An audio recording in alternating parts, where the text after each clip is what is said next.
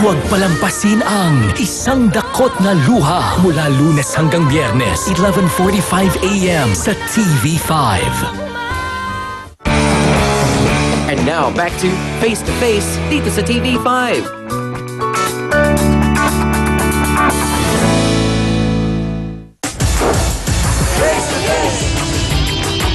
Inamin naman po niya nang tanungin ko si Rolando, sinadya niya daw talaga na makipag-something-something sa anak nga ni Vicky bilang gante para sa kapatid mo. Bakit? Hindi mo ba alam na pwedeng may maging pananagutan ka sa batas sa ginawa mong yun? Alam mo? Alam ko po. Alam mo na pwedeng may maisampang kaso sa'yo? Opo. Okay. Gaano ba katindi ang ginawa ni Mang Rolando para maghiganti ka ng ganon? Walang Yung kapatid anak po ko, kapatid mo. lagi Dali nagsusumbong lang po, sa Aling akin. Vicky. Eto po kasi minsan nagsumbong to sa akin, may pasa sa muka. Kaya, yun ang ginawa ko. Bakit? Anong ginawa sa'yo ni Mang Rolly? Bakit ka nagkapasa sa mukha? Sinasapak niya po ako. Bakit ka niya Tama, sinapa? pinipilit niya po akong isama kahit ano. Tama lang yan sa'yo. Dapat yung kapatid mo ang ginantihan mo kasi yung anak ko walang kalaman sa kalandian ng kapatid mo. Kapal na mukha mo.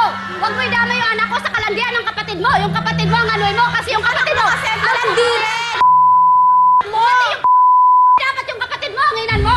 Hindi yung anak ko. Ang unang nakikita natin dito, Dr. Camille, ay yung nagiging madalas na ugali natin na kapag may problema tayo sa ating karelasyon, kaya ito boyfriend o asawa natin, dapat pa bang sinusumbong sa mga kapatid o sa magulang yung nagiging pag-aaway? Kasi parang hindi naman lahat-lahat alam nung kuya Kaya yung kuya, naturalesa, parang umiinit ang dugo, nagagalit, maghihiganti din, na hindi rin naman ginagamit na ang pag-iisip, puro emosyon na. Kaya parang lalong nagkakagulo, nawawala sa wisyo, parang tuloy, pinauuna yung gante.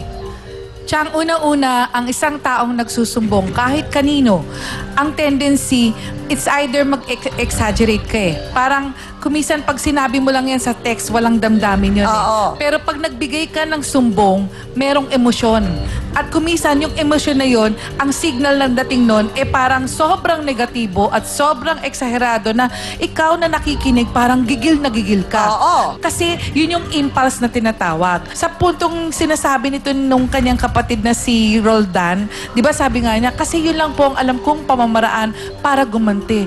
Alam mo, Roldan, isang punto para gumanti ka, ikaw mismo nilayo mo yung kapatid mo at pag nilayo mo, di wala na. Kasi sinasabi ayaw humiwalay ni Mang Rolando. Isang paghihiganti yung hindi kayo makita. Dahil mas makakabuti sa inyo, mas magugulat siya pag nakitang mapabuti yung si Babylin kesa yung ganyan na lalong gumugulo yung sitwasyon. Eto na naman tayo, bata na naman na maapektuhan. Sana nakikita nyo yung ginagawa nyo na walang kasalanan yung bata rito. Tapos yun ang paghihigantihan nyo. Kung meron maghihiganti, Diyos na lang sana ang gaganti. Hindi kayo. Salamat po, Dr. Camille. Attorney Ben, balikan ko lamang po kayo. Mabilis lang. Narinig po natin na sinabi nitong si Kuya Roldan na inilasing lang niya. At may nangyari na sa kanila nung anak ni Aling Vicky at yun nga po ay nabuntis na. Sapat po bang idahilan nitong si Rolando pag siya po'y sinampahan ng kaso? Sapat po ba yung maging dahilan na kasi ito'y paghihiganti lang dahil nga sa ginawa ng Mang Rolly sa kanyang kapatid?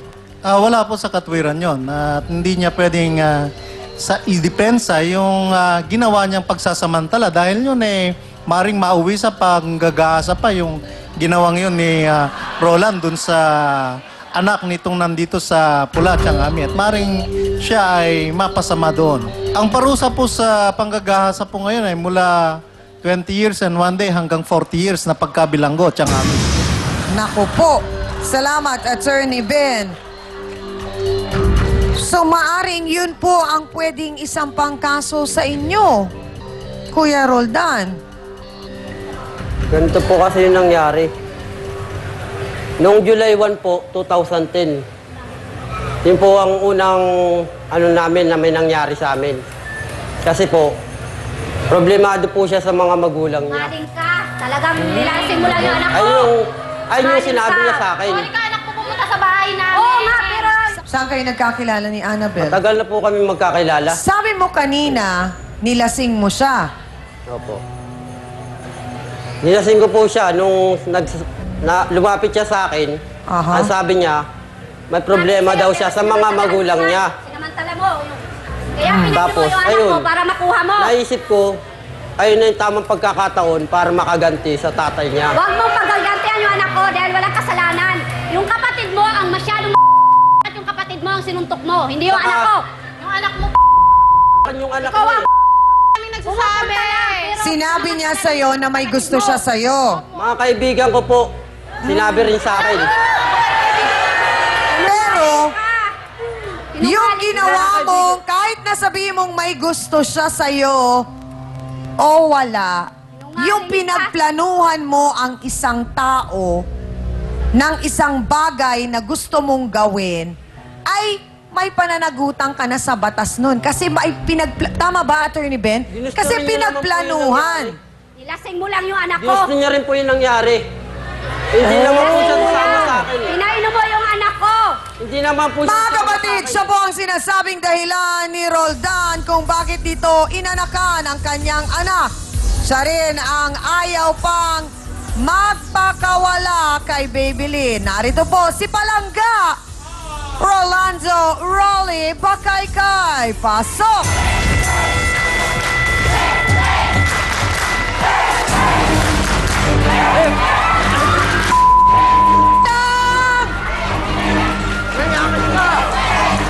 Aba naman, ikaw pang nanunugod.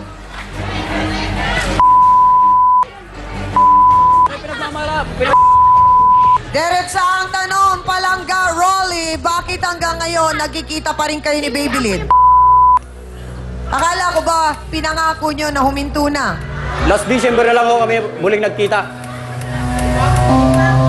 Last December 2012 na lang ho kami huling nagkita.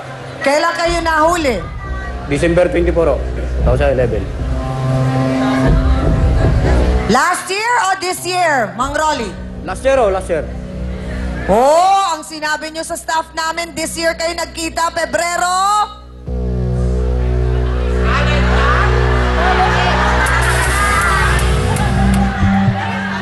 Diretsa ang tanong, Mang Rolando.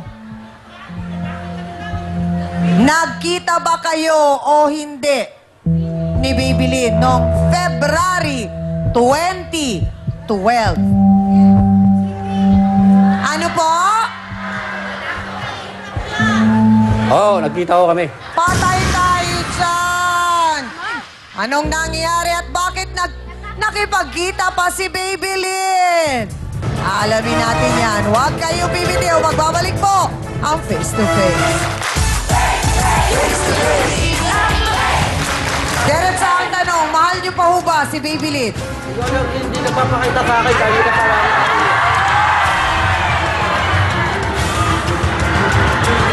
Miss Amy Perez would like to thank the following: Dr. Steve Mark Gan of GAOC Dental Clinic, Salon de Manila, Watercolors Makeup, Gloss Nails, Jescavelli Eyewear, Dr. Manny and Pai Kalayan, Wade.